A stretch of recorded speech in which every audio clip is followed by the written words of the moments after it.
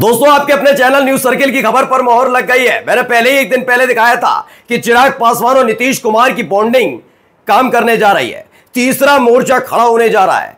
NDA में जबरदस्त बगावत होने जा रही है और उसका पहला ही संकेत अपने बयानों के जरिए जनता दल यूनाइटेड के साथ साथ चिराग पासवान ने दे दिया है। आपको तो पता ही है कि मध्य प्रदेश के एक मंत्री हैं विजय शाह, जो बदजुबान है। उनकी जुबान से हमेशा गंदगी उगलती है।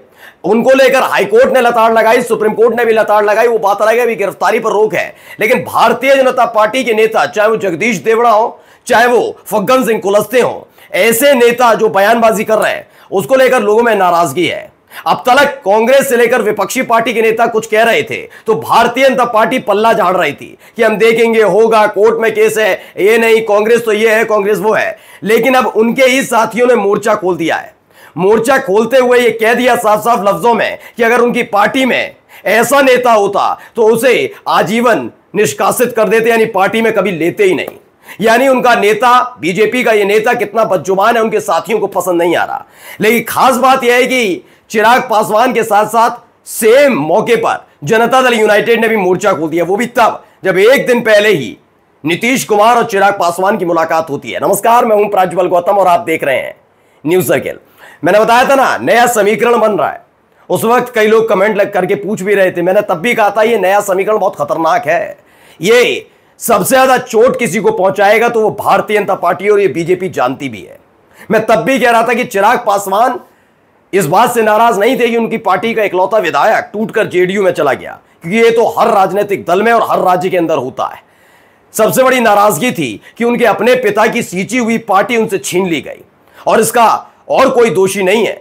वो आज भी मानते हैं कि अगर मोदी शाह ने साथ दिया होता तो उनके चाचा की हिम्मत नहीं थी कि उनके पिता की पार्टी पर कब्जा कर लें। लेकिन हुआ वही।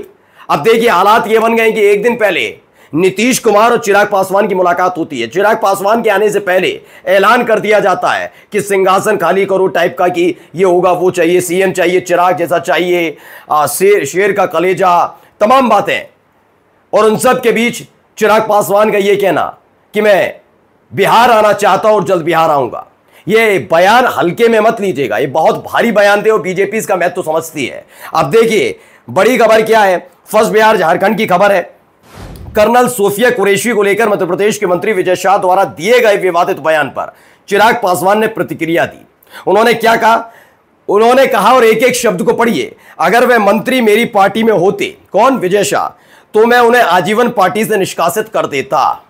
यानी खुद चिराग पासवान मानते हैं कि विजय शाह का बयान सबसे, कहते हैं ना, गंदगी से भरा, ऐसा गंदगी से भरा है कि उस पार्टी के उस नेता से नफरत हो जाए, ऐसी नफरत हो जाए कि पार्टी कभी उस नेता को ले ही ना।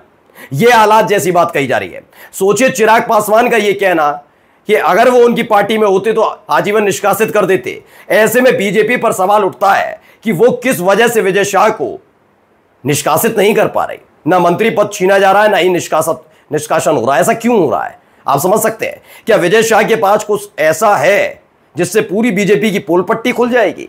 विजय शाह पर इतना प्यार क्यों लुटाया जा रहा है? यह सवाल लाजमी है, क्योंकि जब आपकी ही सहयोगी पार्टी के नेता ऐसा बयान विजय शाह के लिए दे दें तो यकीन मानकर चलिए, आप पर और जिम्मेदारी बढ़ जाती है।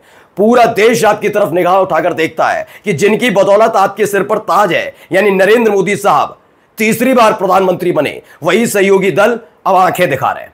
चिराग पासवान का यह बयान बीजेपी को बेचैन कर देने वाला है। कल तक क्या कह रहे थे सारे बीजेपी के नेता?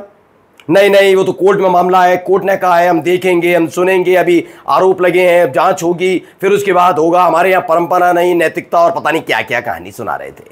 अब चिराग पासवान से भी कह दीजिए जाकर, कहिए ना चिराग पासवान से जाकर। लेकिन हिम्मत नहीं है बीजेपी के नेताओं में। ये मत सोचिए कि उनकी पार्टी के 5 सांसद हैं इसीलिए हिम्मत नहीं, ये तो कहानी है ही है। इसके अलावा बिहार में बीजेपी के अंदर, बीजेपी के ना बिहार के अंदर इतनी कमजोर है कि वो चुनाव से पहले कैसा भी रिस्क नहीं लेना चाहती।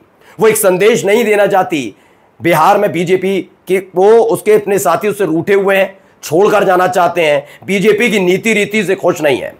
अब तो चिराग पासवान ने साबित कर दिया कि बीजेपी अपने नेताओं से, बड़बोले नेताओं से, बदमिजाज और बदजुबान नेताओं से प्यार करती है। उसे देश की सेना, महिलाओं से, देश से कोई लेना देना नहीं है। आइए अगली खबर दिखा रहा हूं। सुकेश रंजन है, दरअसल एक बड़े पत्रकार हैं ये, इन्होंने एक ट्वीट किया है, अब पहले पढ़िएगा।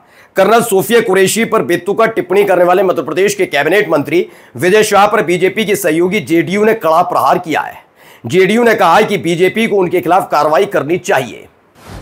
मैं नहीं कह रहा, मेरा चैनल नहीं कह रहा, ये कांग्रेस नहीं कह रही, ये तेजस्वी यादव नहीं कह रहे, अखिलेश यादव नहीं कह रहे, अब कौन कह रहा है? जनता दल यूनाइटेड, कि हां उस नेता के खिलाफ कार्रवाई करो, मंत्री पद छीनो और बाहर निकाल दो उसे पार्टी से। आगे लिखा, और इतना ही नहीं, ऐसे व्यक्ति को सार्वजनिक जीवन में ही नहीं होना चाहिए। आपके नेता ऐसे हैं जिन्हें पहली फुर्सत में राजनीति से आउट कर देना चाहिए।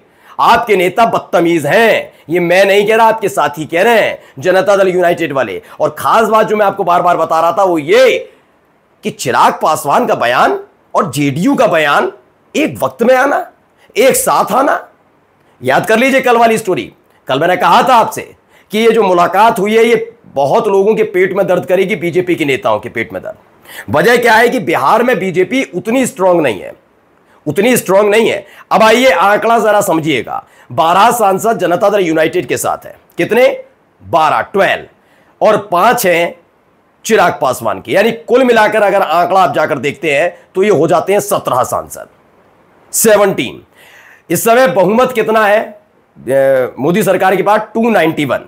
अगर इसे थोड़ा काट लें, हटा दें, तो कितना बनता है?